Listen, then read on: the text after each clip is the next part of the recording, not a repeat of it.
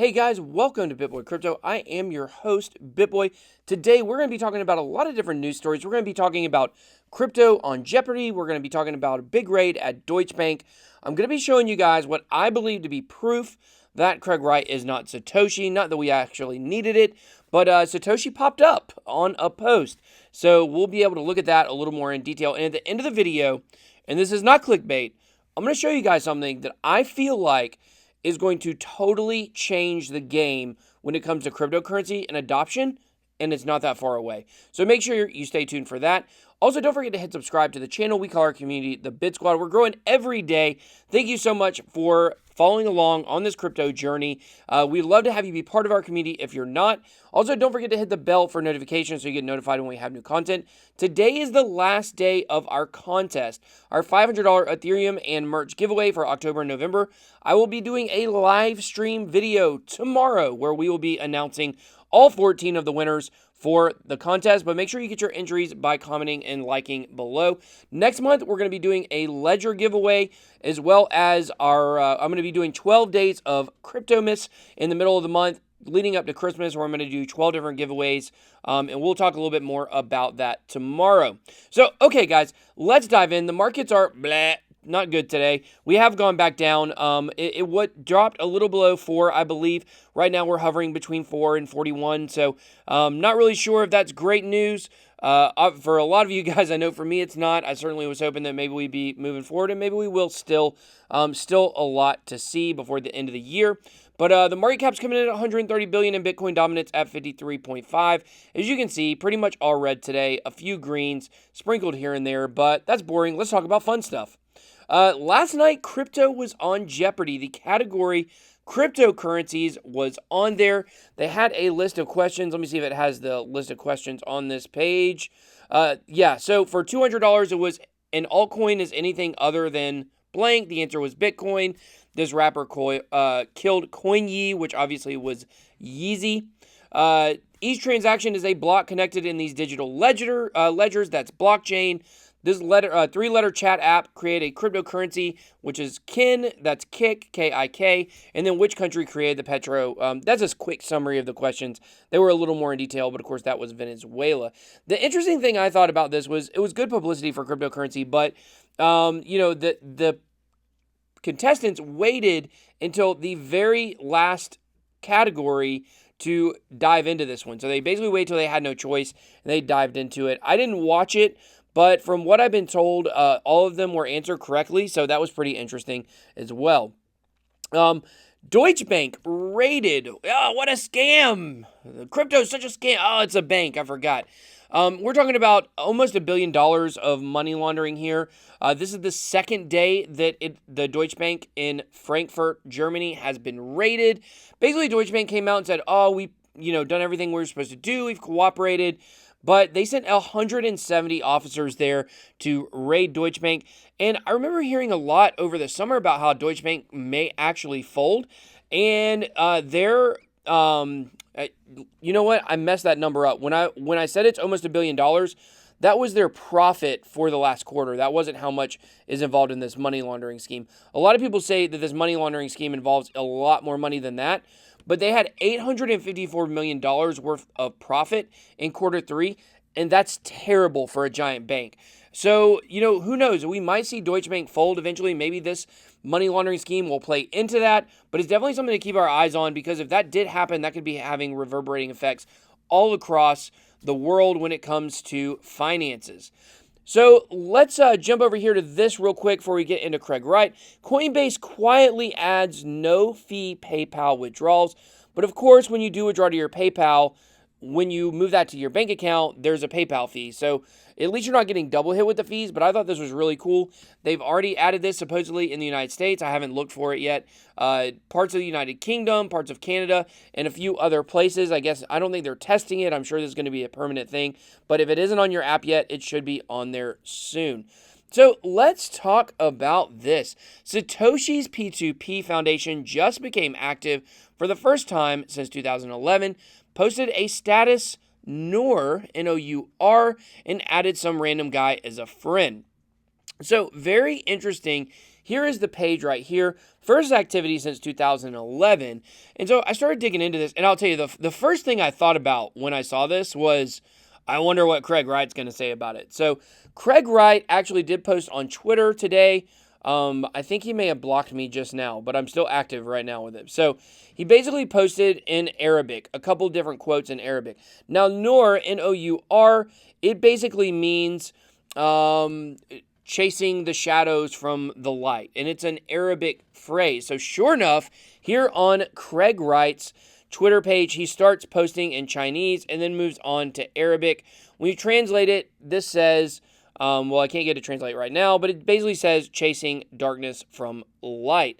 And so when I saw this, my first idea that came in my head was, of course he did this. Of course Craig Wright wanted to capitalize on the Satoshi post from this morning and make it look like it was him who posted it, which, you know, he could have, if it really was him, he could have just said something from the account like, hey, I'm really Craig Wright, you know.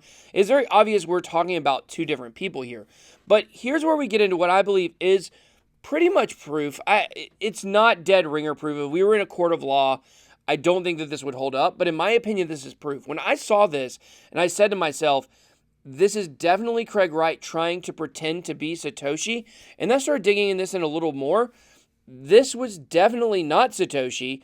This account was hacked, and it's been obvious it's been hacked for a long time. So this is an article back from 2014, and basically what happened is the original email address that Satoshi used for all of his accounts with Bitcoin Talk and with the P2P Foundation and his email address, everything, it was a GMX email address.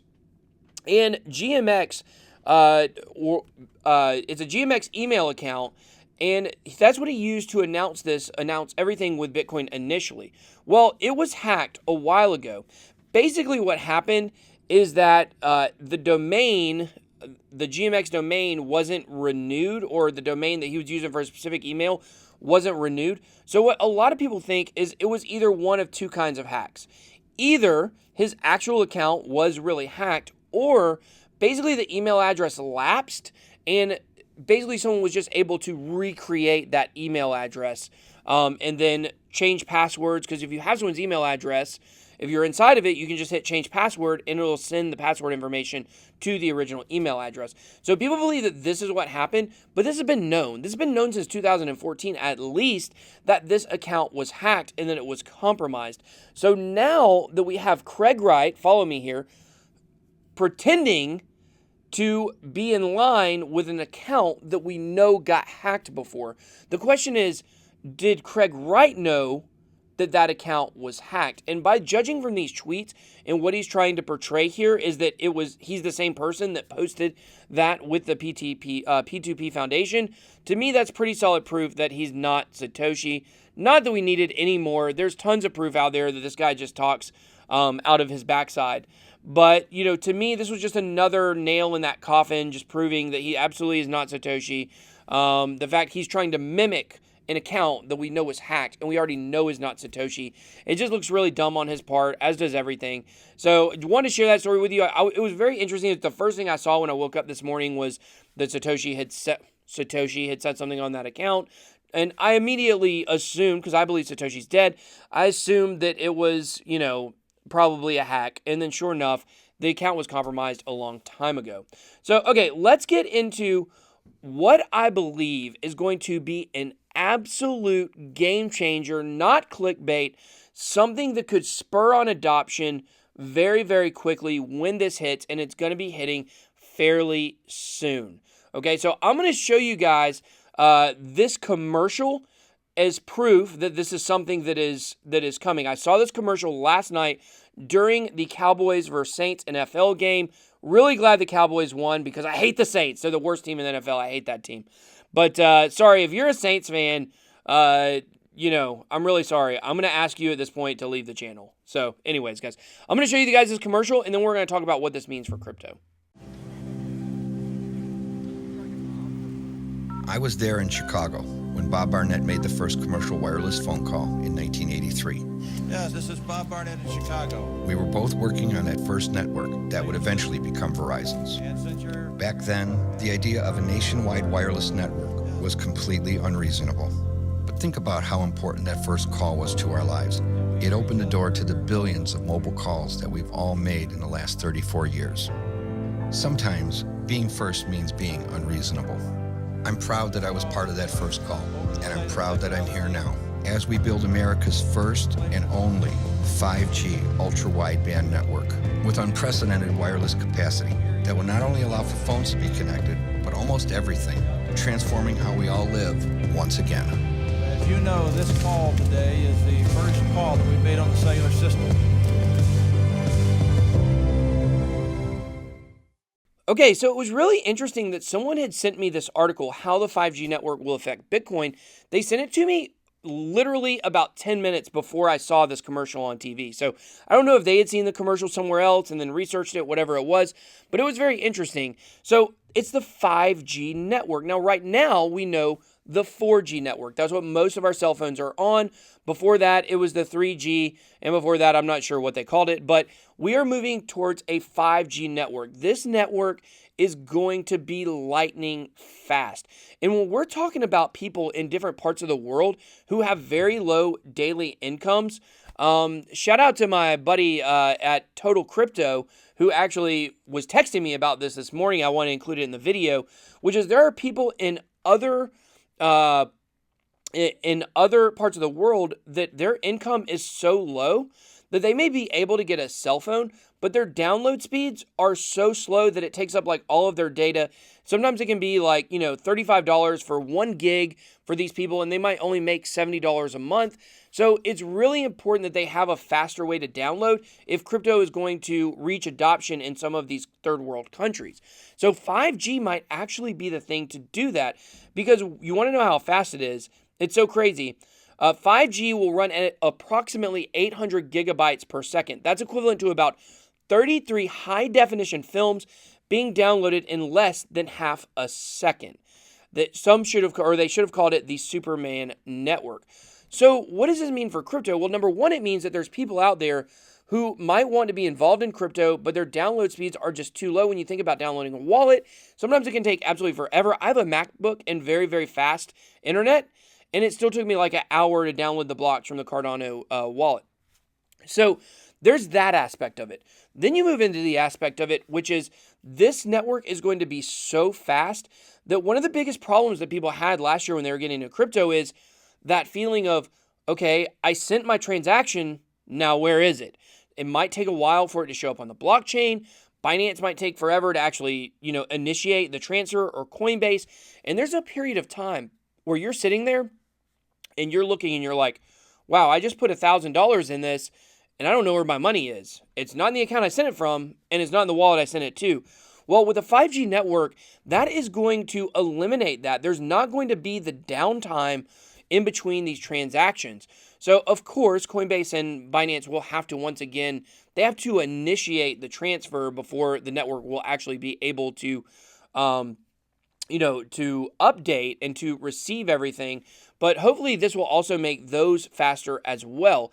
So how fast is this coming? Well, by 2020, they expect 50 billion devices to be on this network.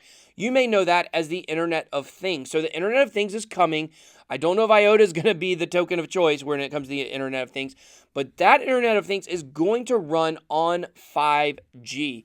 So another thing is it's said to be unbreakable. So that means that there will never be any drops in communication. It's also excellent for Bitcoin and blockchain enthusiasts who are likely to encounter uninterrupted transactions and regular alerts without issue. So we better enjoy this one, because they say 6G is not coming until 2040. So that's really good that we don't, in my opinion, I think it's really good that we've got this coming out soon. We're going to have it for a while. 5G is basically going to be what blockchain is going to be built on, where different devices are going to be communicating with each other. And I think that this is absolutely insane how big this could be for crypto. And it's coming in 2020. So that means that if we can just get through this next year, continue working in the background, whether the price goes up or down, continue working on projects and making things more solid. When this 5G comes out, this could be the game changer for adoption that we're all looking for. Maybe this 5G will be like the equivalent of what Netscape was for the internet. It was the thing that finally made it usable. So very interesting. You guys let me know your thoughts below. Let me know your thoughts on Craig Wright. Let me know your thoughts on this 5G. And also, don't forget to subscribe to the channel. Stay tuned for the live stream tomorrow. BitBoy out.